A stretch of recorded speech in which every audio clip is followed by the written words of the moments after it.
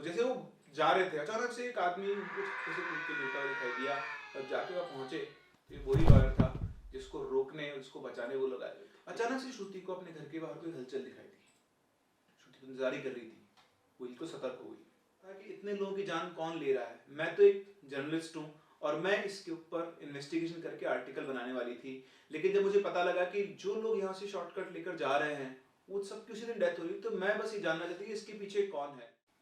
Hello guys, तो फिर से आ गया हूं मैं आपके सामने एक और नई स्टोरी के साथ। और ये जो हमारी स्टोरी है शेयर की हमारे ये सब्सक्राइबर ने, जिसका नाम है सुरेश नितिन। तो सुरेश नितिन ने मुझे बताया कि ये जो स्टोरी है ये उसको भी उसके किसी फ्रेंड ने सुनाई थी। तो ये स्टोरी रियल भी हो सकती है, फिक्शन भी हो सकती है, स्टोरी बड़ी इंटरेस्टिंग है। इस चीज का जवाब तो आपको सुरेश ही दे पाएंगे कमेंट्स के अंदर, तो वो जरूर बताएंगे कि स्टोरी रियल है या फिर नहीं। लेकिन स्टोरी मुझे इंटरेस्टिंग लगी, मीनिंगफुल लगी, इसलिए मैं स्टोरी को शेयर कर रहा हूं। और भी बहुत सारी स्टोरीज मिल रही है मुझे, आप लोगों का प्यार बहुत मिल रहा है। तो princeofchemistry22@gmail.com इस मेल के ऊपर आप अपनी स्टोरी शेयर कर सकते हैं और इस स्टोरी को मैं सुनाऊंगा अपने तरीके से हमारे इस चैनल के ऊपर। तो शुरुआत करते हैं आज की स्टोरी के साथ। आज की स्टोरी जो बेस्ड है वो कुछ ऐसी चीजों के ऊपर बेस्ड है। बेसिकली हम जब भी अपनी लाइफ में डेली कम्यूट करते हैं, हम कहीं आते हैं जाते हैं, ऑफिस कहीं पर भी हमारे जा रहे हैं, तो कई बार हम ट्रैफिक रूल्स को फॉलो नहीं करते हैं। हम तो ट्रैफिक रूल्स को फॉलो किए बिना निकल जाते हैं। कई बार उसके कॉन्सिक्वेंस किसी और को वो कॉन्सिक्वेंसेस झेलने पड़ते हैं। और जब वो इंसान जिसने इस कॉन्सिक्वेंस को देखा है वो लोगों को सबक सिखाने आता है, तो उसके बहुत ही हजार्डस और ड्रास्टिक रिजल्ट्स हो सकते हैं। तो ऐसी ही एक कहानी, एक इंसिडेंट है। इंसिडेंट के जो कैरेक्टर्स हैं उनमें है श्रुति, जो कि मुंबई में इंडियन एक्सप्रेस जो आपका न्यूज़पेपर है उसके अंदर एक इंटर्न है। वहां पर वो इंटर्नशिप करने आई हुई है। इसके साथ है आदित्य। आदित्य वहीं पर एक क्राइम रिपोर्टर है और वो श्रुति की हेल्प करता है। कहानी में एक और कैरेक्टर है बाबा, जो कि एक होमलेस आदमी है, उसका अपना घर नहीं है और वो एक फ्लाईओवर पे रहता है। श्रुति जैसे अपने ऑफिस पहुंचती है, श्रुति अपने ऑफिस पहुंची, मतलब इंटर्नशिप के लिए पहुंची, तो श्रुति को एक काम दिया गया। उसको मुंबई के एक पर्टिकुलर फ्लाईओवर पे होने वाले एक्सीडेंट्स के बारे में पता करना था कि क्यों अचानक से इस फ्लाईओवर के ऊपर एक्सीडेंट्स की फ्रीक्वेंसी बढ़ गई है। तो उसको उसके ऊपर एक आर्टिकल लिखना था और इसी टॉपिक के ऊपर उसको रिसर्च करना था। तो ऑब्वियसली श्रुति ने क्या किया, वहां पर जाकर उस फ्लाईओवर को पूरा ऑब्जर्व किया। वहां पर उसने देखा कि कैसी चीजें चल रही है। तो श्रुति ने ऑब्जर्व किया कि वहां पर लोग क्या करते थे, जो फ्लाईओवर था तो इंडिया में वैसे देखो ट्रैफिक को बहुत अच्छे से फॉलो करते हैं लोग, तो जो इसी वजह से क्या था, उस फ्लाईओवर पे सीमेंट के बैरिकेड्स लगाए गए थे एक दूसरे के पास बिल्कुल टच कर करके। तो पूरे रास्ते तक बैरिकेड्स लगे हुए थे। अगर आपको इस तरफ आना है तो फ्लाईओवर से पूरा घूमकर करीबन 1 किलोमीटर के आसपास का एक चक्कर लगा के आपको आना पड़ता था। तो जैसा कि आप जानते हो कि लोग इतना पेशेंस नहीं होता है इंडिया में। जो हम लोग बाइक, मैं अपनी बात करता हूँ, हम सभी लोग एक जैसे ही हैं, ठीक है। तो हम जब भी ड्राइव करते हैं तो हम सोचते हैं शॉर्टकट मिल जाए। तो लोगों ने शॉर्टकट क्या अपनाया, वो उन बैरिकेड्स को थोड़ा बहुत इधर शिफ्ट करके अपनी बाइक निकालते हैं। जो बाइक से कम्यूट करते थे लोग, वो बाइकर्स क्या करते थे, उसको शिफ्ट करते थे, घूम के और निकल जाते थे। तो एक आदमी घूम के निकलता था और फिर रास्ता सभी उसको फॉलो करते थे। तो वो निकल तो गया लेकिन वो बैरिकेड को एज इट इज छोड़ गया। तो उन बैरिकेड्स की वजह से क्या हो रहा था, रात के टाइम को मान दिन में कोई निकला और रात को एज इट इज रखा हुआ है, तो कोई रात के अंधेरे में किसी को दिखा नहीं, कोई गाड़ी से बचने के चक्कर में इस तरह से लगातार उस फ्लाईओवर के ऊपर क्या हो रहे थे, एक्सीडेंट्स हो रहे थे। तो श्रुति को उसका कारण मिल गया। अब श्रुति, क्योंकि उसको पूरा आर्टिकल लिखना था, पूरी रिपोर्ट बनानी थी, तो श्रुति ने सोचा कि जो लोग यहाँ से घूम के जाते हैं क्यों ना मैं उनको ट्रैक करूं। तो उसने देखा कि काम कौन कर सकता है। उसने देखा कि वहां पर एक बूढ़ा सा आदमी बैठा हुआ था, ठीक है, और वो बूढ़ा आदमी ऑलमोस्ट उसी वहीं पे रहता था। तो उस बूढ़े आदमी के पास गई, उसने उससे कहा कि बाबा क्या आप थोड़ा बहुत पढ़े लिखे हो। तो उसने बोला कि हाँ बेटा, पढ़ लिखा तो मैं हूँ, अब हमारा कोई है नहीं इस दुनिया में, तो मैं इसी पुलिया के ऊपर रहता हूँ। लेकिन बाबा एक छोटा सा काम दूंगी, मैं आपको उसके पैसे भी दूंगी, आप बस इतना सा काम करना, आप दिन भर यहीं पे रहते हो, जब भी यहाँ से कोई इन बैरिकेड्स को हटा के निकले तो आप उसकी गाड़ी का नंबर नोट कर देना। बूढ़े बाबा क्या था, उनको तो पार्ट टाइम जॉब मिल गई, तो उन्होंने वो काम बोला, ठीक है बेटा कर देंगे, कोई बात नहीं, तुम हमें पैसे दे देना। तो उसने उसको बता दिया इतने पैसे देंगे और ये काम शुरू हो गया। अब होता क्या था, जैसे ही कोई बैरिकेड हटाकर ये रॉन्ग टर्न था। अब ध्यान देना, ऐसे नहीं कि सभी लोग के नंबर उसमें थे। क्या होता था, जो उस फ्लाईओवर को मैनेज करने वाली कंपनीज होती है, जो म्युनिसिपल कॉर्पोरेशन होता है, वो जब भी टाइम से आते थे उनके बैरिकेड्स को वापस ठीक कर जाते थे, या जब भी कोई एक्सीडेंट हो जाता था वापस उनको लाते थे। फिर कोई नया आदमी आके उसको हटाता था। जो पहला आदमी उस बैरिकेड को हटाता था उसका नंबर उसको नोट करना था। बाकी तो बस पाथ फॉलो कर रहे हैं। तो पहला वो जो पर्सन था जो ये काम कर रहा है, जो उसको इनिशिएट कर रहा है प्रोसेस को, उसका उसको नंबर नोट करना था। तो इस तरह से प्रोसेस शुरू हुई। श्रुति के पास उन लोगों के नंबर रोजाना आने लगे। अब उन नंबर्स को ट्रैक करने के लिए श्रुति ने अपना एक कॉन्टैक्ट ट्रैफिक डिपार्टमेंट में रखा हुआ था और वहीं पर वो आदित्य का सहारा लेती थी। एक्चुअली आदित्य पे श्रुति का क्रश भी था, तो उससे बात करने चाहिए, मिलने के चक्कर में उससे कॉन्टैक्ट निकालती थी। तो श्रुति ने ट्रैफिक डिपार्टमेंट का कॉन्टैक्ट था, उससे उस बंदे का नंबर निकाला जिसने आज पहली बार वो उसको हटा के यूटर्न लेके गया। तो श्रुति एक्चुअली जाके उससे बात करना चाहती है, उसको समझाना चाहती है कि तुम ये जो करते हो गलत है, इसकी वजह से बहुत सारे एक्सीडेंट्स होते हैं। उसने दिन भर उस बंदे को कॉल किया, उसने डिटेल निकलवाई उसकी, उसको कॉल किया, उसके घर पे भी ट्रैक किया, उसके घर पे भी नहीं था। अल्टीमेटली थक हार गई कि उसको ढूंढ नहीं पाई। शाम को अचानक से पुलिस श्रुति के पास आई और उसको अरेस्ट करके ले गई। क्या आप जानना चाहोगे कि श्रुति के ऊपर किस चीज का चार्ज था? हाँ, एक्चुअली पुलिस को जिस आदमी को श्रुति ट्रैक कर रही थी उसकी लाश मिली, और क्योंकि श्रुति उसको दिन भर से कांटेक्ट करने की कोशिश कर रही थी, उसको बार बार उसके फोन पे कॉल कर रही थी, तो पुलिस को लगा कि श्रुति ने ही उसको मर्डर किया। श्रुति को उन्होंने बेसिकली अरेस्ट कर लिया, तुमने इसका मर्डर किया। बोले पागल हो, मैं इसका मर्डर क्यों करूंगी, मैं तो खुद एक जर्नलिज्म की स्टूडेंट हूं और मैं तो इसको ट्रैक कर रही थी, ये उस फ्लाईओवर पे से रॉन्ग टर्न लेकर गया था और मैं इससे बात करना चाहती थी, इसलिए मैं इसको ट्रैक कर रही थी और इसको फोन कर रही थी। तो जो इंस्पेक्टर था वहां पे उस टाइम पर, जो हवलदार थानेदार जो भी था, उसने बोला नहीं नहीं तुम झूठ बोल रही हो।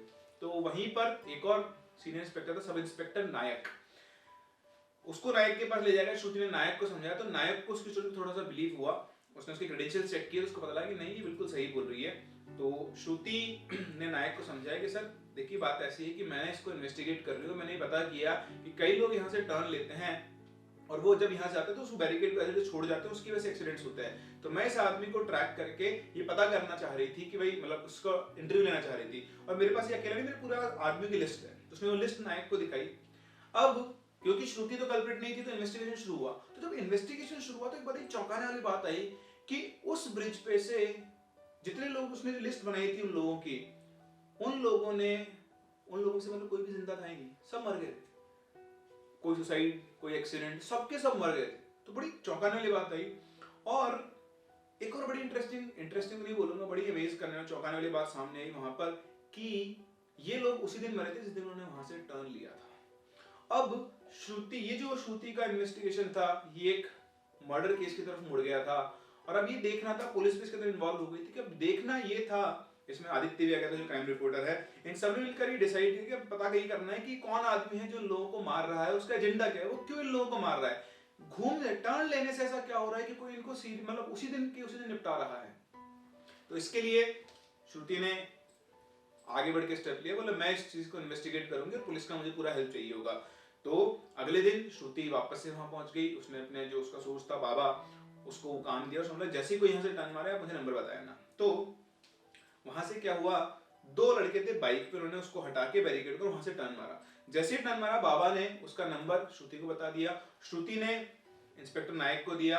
इंस्पेक्टर नायक तुरंत कार्रवाई करते हुए उन लड़कों को बीच रास्ते में कहीं पे रोक लिया, पकड़ के और उनको जेल में डाला। उसने नहीं बताया कि उनकी सेफ्टी के लिए, और वो देखना चाह रहे थे कि क्या वो लड़के मतलब कोई है जो इनको मारने आ सकता है, तो वो बेसिकली उनको लॉकअप में ले गए उनकी सेफ्टी के लिए। अब जैसे लॉकअप में गए, वो लड़के लॉकअप में ही लड़ मरे, और आप सोचो लड़ाई इतनी तेज हो गई दोनों ने दूसरे को मार दिया, मतलब उनकी डेथ हो गई।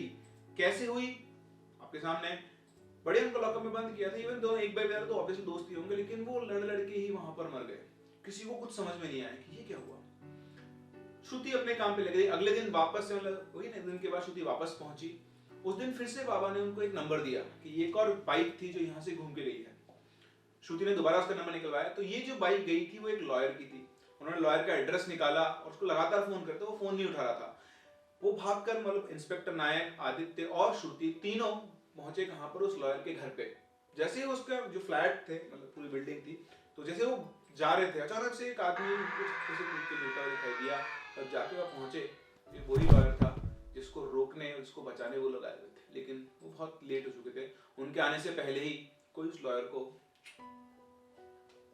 शांत कर चुका था। अब किसी को कुछ भी समझ नहीं आता कि ऐसा क्या चक्कर है। श्रुति ने बहुत कोशिश की लिंक करने की, डॉट्स को कनेक्ट करने की, बट कुछ भी नहीं। अल्टीमेटली श्रुति इन सब चीजों को लेकर परेशान हो गई और उसने डिसाइड किया कि इस बार वो खुद वहां से एक टर्न लेगी और पता करेगी कि ये कौन है जो लोगों को मार रहा है। इसमें उसका पूरा साथ देने वाली थी पुलिस, और पूरा उन्होंने बढ़िया प्लान किया सब कुछ। अगले दिन श्रुति सबसे पहले वहां पहुंची, मतलब सबसे पहले मतलब ये कि मतलब सारा अरेंजमेंट हो गया था, तो श्रुति वहां गई, उसने जानबूझ करके अच्छे से वो बैरिकेड हटाया बिल्कुल, और वो घूम के वहां से चली गई। करीबन वही मॉर्निंग के आसपास 8-9 बजे के आसपास ने काम किया, और वहां से घूमने के बाद सीधी श्रुति पहुंच गई अपने घर पे। उसने पूरा ट्रैप सेट किया हुआ था, उसके पास फोन था, कुछ भी थोड़ा बहुत भी होते ही पुलिस वहीं पर प्रेजेंट थी सारी, उसको बस एक कॉल करना था और पूरी पुलिस श्रुति के घर में। श्रुति जाके अपने घर में बैठ कर वो इंतजार करने लगी। श्रुति को बहुत विश्वास था कि वो इंसान जरूर आएगा जो इन मर्डर्स के पीछे है, क्योंकि आज उसने भी वही काम किया जो बाकी लोगों ने किया। इंतजार करते करते पूरा दिन निकल गया, शाम हो गई, ऑलमोस्ट रात के 8-9 बज गए, लेकिन कोई नहीं आया। श्रुति भी इंतजार करते करते थक गई बेचारी। उसे लगा कि शायद जिस आदमी का वो वेट कर रही है, जो इन मर्डर्स के पीछे, उसको पता लग गया कि हम पर पुलिस का ट्रैप है, इसलिए वो आज नहीं आएगा। तभी अचानक से श्रुति बैठी हुई थी अपनी चेयर पर अपने रूम में, उनके हॉल के अंदर चेयर्स थी, तो उसके ऊपर बैठी हुई थी, और वहीं से उसका सामने गेट था और गेट के पास विंडो थी। अचानक से श्रुति को अपने घर के बाहर कोई हलचल दिखाई दी। श्रुति इंतजार कर रही थी, वो बिल्कुल सतर्क हो गई, अटेंटिव, और चारों तरफ देखने लगी। जैसे वो चारों तरफ देखने लगी तो एक दो बार नजर घुमाने उसको अपनी जो विंडो थी ना उसके आसपास एक हल्का सा एक साया घूमता हुआ दिखाई दिया। जैसे ही श्रुति ने बोला कौन है वहां पे, साया एकदम से वैनिश, गायब हो गया। श्रुति खिड़की के ऊपर बहुत ध्यान से देख रही थी, तभी अचानक से होता ना कॉर्नर ऑफ आई से देखते हो, आप इधर देख रहे हो लेकिन आपको फील हुआ कि इधर से कोई पास हुआ है, तो अचानक से उसकी आई के कॉर्नर से उसका एक व्यू गया कि अचानक से यहाँ से कोई पास हुआ है। फटाफट से देखा तो उधर कुछ भी नहीं था। श्रुति को समझ में नहीं आया, लेकिन उसने एक साया जरूर देखा था वहां पर। श्रुति बहुत अच्छे से अपने घर को पूरे को स्कैन करने लगी, उसको कोई नजर नहीं आया। जैसे वो रिलैक्स होकर अपनी चेयर पे बैठी, उसको पीछे से आवाज आई, मुझे ढूंढ रही हो। इतना देखते श्रुति तुम पीछे से जैसी श्रुति वापस आ गई घूमी, देखते उसकी बहुत तेज चीख निकल पड़ी, क्योंकि श्रुति के सामने वाली चेयर के ऊपर कोई बैठा हुआ था, और जो बैठा हुआ था वो एक औरत थी। एक औरत जिसके बाल पूरी तरह से बिखरे हुए थे, कपड़े उसके फटे हुए थे, उसके चेहरे के ऊपर खून सूखा हुआ था। जैसे किसी का एक्सीडेंट होता है ना, एक्सीडेंट होने के बाद किसी के चेहरे से पूरा ब्लड सारा निकलता है शरीर सिर पे से, और वो सामने श्रुति की आंखों में आंखें डाल के घूर रही थी। श्रुति की सिट्टी पिट्टी को श्रुति बस जस्ट बेहोश ही होने वाली थी। श्रुति ने कौन हो तुम? वो बहुत जोर से जानना चाहती हो कौन हूं मैं हूं माया। श्रुति बोलती कौन माया? मैं वही माया हूं जैसे तुम जैसे लोगों की गलती की सजा मिली। तुम जैसे लोग थोड़ा सा टाइम बचाने के लिए फ्लाईओवर के बैरिकेड्स को हटाकर शॉर्टकट ले लेते हो, और हम जैसे बेगुनाह लोग उनसे टकराकर वहां पे मारे जाते हैं। मैं और मेरी बेटी दोनों ने अपनी जान गंवा दी ऐसे एक एक्सीडेंट में, जो तुम जैसे लोगों की वजह से हुआ। तुम जैसे लोगों ने शॉर्टकट लेने के चक्कर में हम दोनों की जान ले ली। अब उस फ्लाईओवर से जो भी कोई शॉर्टकट लेता है, मैं उसे ढूंढ के उसे बताती हूँ कि ये उसकी जिंदगी का आखिरी शॉर्टकट था। श्रुति के सामने सारी कहानी खुल के मतलब श्रुति के सामने आ चुकी थी। श्रुति को समझ नहीं आता उसके साथ क्या, उसको पता था कि आज तो ये उसे मार ही देगी। श्रुति बड़ी हिम्मत बटोर के उससे कहा, सुनो सुनो सुनो सुनो, मुझे नहीं पता तुम्हारे साथ क्या हुआ है, लेकिन ये जो भी कुछ मैंने किया सिर्फ तुमसे मिलने के लिए किया। मुझे नहीं पता था कि इतने लोगों की जान कौन ले रहा है। मैं तो एक जर्नलिस्ट हूँ और मैं इसके ऊपर इन्वेस्टिगेशन करके आर्टिकल बनाने वाली थी, लेकिन जब मुझे पता लगा कि जो लोग यहाँ से शॉर्टकट लेकर जा रहे हैं वो सब की उसी दिन डेथ हो रही, तो मैं बस ये जानना चाहती कि इसके पीछे कौन है। लेकिन तुम इतने लोगों को मार के तुम्हें क्या मिलेगा? अगर तुम ये जानना चाहती हो कि तुम्हारे साथ ऐसा क्यों हुआ, तो तुम उस आदमी को सजा दो जिसकी वजह से तुम दोनों की जान गई। पता नहीं माया को क्या सोचा, और एकदम से रिलैक्स हो गई, और उसने श्रुति को बोला, क्या तुम उस आदमी को ढूंढ के मुझे बता सकती हो? श्रुति ने कहा, मैं पक्का तो नहीं कह सकती, मैं अपनी पूरी कोशिश करूंगी ये ढूंढने की कि किसकी वजह से तुम्हारी और तुम्हारी बेटी की जान गई। तो दोनों के बीच में एक एग्रीमेंट हुआ। श्रुति ने अपना काम शुरू किया, तो श्रुति ने बहुत अपने सारे लिंक बढ़ा दिए, आदित्य को यूज किया, हर जो पुलिस वाले को सबको देखा। फाइनली उनको एक बाइक का नंबर मिला जिसने उस दिन वहां से यू टर्न मारा था, और उसके जस्ट थोड़ी देर के बाद वहां पर एक एक्सीडेंट हुआ था जिसमें एक औरत और उसकी बेटी की जान चली गई थी।